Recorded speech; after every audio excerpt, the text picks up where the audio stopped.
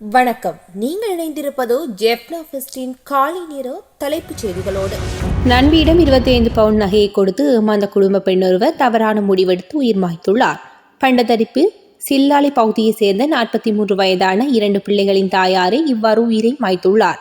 குறித்த பெண்ணின் நண்பியொருவர் தனது மகனின் திருமண செலவிற்காக அடகு வைப்பதற்கு என 25 பவுண்ட் நகையை குறித்த பெண்ணிடம் வாங்கியுள்ளார். இருப்பினும் அவர் அந்த நகையை திருப்பிக் கொடுக்காமல் தொடர்ச்சியாக குறித்த பெண்ணை ஏமாற்றி வந்துள்ளார். இந்நிலையில் அந்த நகையை நண்பியிடம் கேட்டுள்ளார். அவர் அந்த நகையை வழங்க மறுத்துள்ளார். நகையை வழங்கவில்லை என்ற மன விரக்தியில் குறித்த பெண் நேற்று அதிகாலை தவறான முடிவெடுத்து தூக்கிட்டு உயிர் மாய்த்துள்ளார். நெல்லூர் பகுதியில் நிறுத்தி வைக்கப்பட்டிருந்த தனியார் பேருந்து ஒன்று நேற்று தீப்பெற்றி எரிந்துள்ளது. நெல்லூர் கிட்டுப்பூங்கா வீதியில் நிறுத்தி வைக்கப்பட்டிருந்த தனியார் பேருந்து ஒன்றே இவ்வாறு தீப்பெற்றி எரிந்துள்ளதாக தெரிய வருகின்றது.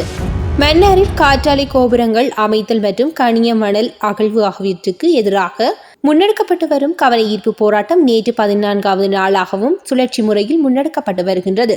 மன்னார் மக்கள் மற்றும் இளையோர் ஒன்றிணைந்து முன்னெடுத்து வருகின்ற போராட்டத்திற்கு நேற்று சனிக்கிழமை ஆதரவு வழங்கும் வகையில் பங்காலை மற்றும் தலைமன்னார் கிராமம் ஆகிய கிராமங்களை சேர்ந்த நூற்றுக்கணக்கான மக்கள் இணைந்து கொண்டுள்ளனர். சிவனேசதுரை சந்திரகாந்தன் எனப்படும் பிள்ளையானின் கீழ் பணியாற்றிய 6 துப்பாக்கிதாரிகளை கைது செய்ய குற்றப்புலனாய்வு திணைக்களம் விசாரணைகளை தொடங்கியுள்ளதாக தகவல் வெளியாகியுள்ளது.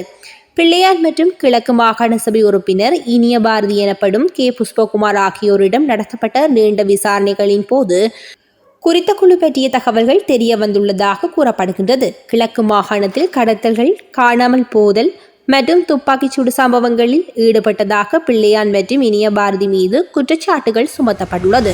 இலங்கை தமிழரசு கட்சியால் எதிர்வரும் திங்கட்கிழமை அழைப்பு விடுக்கப்பட்டுள்ள கதவடைப்புக்கு ஆதரவு வழங்க முடியாது என காத்தான்குடி வர்த்தகர் சங்கம் அறிவித்துள்ளது. தமிழரசு கட்சியில் உள்ள ஒரு சாரருக்கும் பல தமிழ் அமைப்புகளின் இந்த கதவடைப்பு தொடர்பாக ஒத்த கருத்தை தெரிவிக்கவில்லை. இந்த விவரங்களை எல்லாம் அலசி ஆராய்ந்து காத்தான்குடி, ஏறாவூர், ஓட்டமாவடி பகுதிகளில் உள்ள இவரும் கதவடைப்புக்கு ஆதரவு இல்லை, வழமை போன்று கடைகள் திறக்கப்படும் என வர்த்தக சங்கத்தின் அறிக்கையில் குறிப்பிடப்பட்டுள்ளது. தேசிய மக்கள் சக்தி தலைமையிலான அரசுக்குள் குழப்பம் என்று வதந்திகளை பரப்பி ஆட்சியை பிடிக்கலாம் என்று எதிர்க்கட்சிகள் கனவு காணக்கூடாது. நாட்டு மக்களின் அமோக ஆணையை பெற்ற இந்த அரசை எந்த சக்தியாலும் அசைக்கவே முடியாது என பிரதமர் ஹரணி அமரசூரிய தெரிவித்துள்ளார். பிரதமரை மாற்ற வேண்டுமா இல்லையா என்பதை ஜனாதிபதி தான் முடிவு செய்ய வேண்டும். இந்த விடயத்தில் எதிர்க்கட்சிக்கு என்ன அவசரம்? பிரதமர் பதவியை நான் எந்த சந்தர்ப்பத்திலும் துஷ்பிரயோகம் செய்யவில்லை என அவர் மேலும் தெரிவித்துள்ளார். போலீஸ் அதிகாரிகளின் தவறான நடத்தைகள் தொடர்பில் முறைப்பாடு செய்வதற்காக அறிமுகப்படுத்தப்பட்ட வாட்ஸ்அப் எண்ணுக்கு ஒரே நாளில் 2000க்கும் மேற்பட்ட முறைப்பாடுகள் கிடைத்துள்ளதாக தெரிய வந்துள்ளது. போலீஸ் மா அதிபர் பிரியந்த வீரசூரியவினால் 07595988888 என்ற வாட்ஸ்அப் எண் அறிமுகப்படுத்தப்பட்டுள்ளது. இந்த பொதுமக்கள் முறைப்பாடுகளை சமர்ப்பிப்பதற்காக அவர் போலீஸ் மா அதிபராக பதவியேற்றவுடன் அறிமுகம் செய்து வைக்கப்பட்டமை குறிப்பிடத்தக்கது. கொழும்பு துறைமுகத்தை வந்தடைந்த அமெரிக்க கடற்படை கப்பலான USS சென்டா பார்பரா கப்பலுக்கு இலங்கை கடற்படையினர் சம்பிரதாயபூர்வமான வரவேற்பை அளித்தனர். குறித்த கப்பல் அதன் விநியோகம் மற்றும் சேவை தேவைகளை பூர்த்தி செய்வதற்காக நேற்று காலை கொழும்பு துறைமுகத்தை வந்தடைந்துள்ளது. அனைத்து தபால் ஊழியர்களனதும் விடுமுறைகள் ரத்து செய்யப்பட்டுள்ளன. இன்று முதல் அனைத்து தபால் ஊழியர்களனதும் விடுமுறை ரத்து செய்யப்பட்டுள்ளதாக தபால் மா அதிபர் SRWMRP சத்குமார விடுத்துள்ள அறிக்கை ஒன்றில் தெரிவிக்கப்பட்டுள்ளது.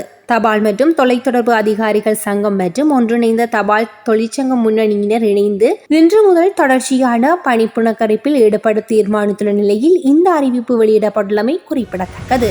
ஆஸ்திரேலியாவின் கிழக்கு கடற்கரை பகுதியில் 4.9 மெக்னிடியூட் அளவில் நில அதிர்வு ஏற்பட்டுள்ளதாக சர்வதேச ஊடகங்கள் செய்தி வெளியிட்டுள்ளன.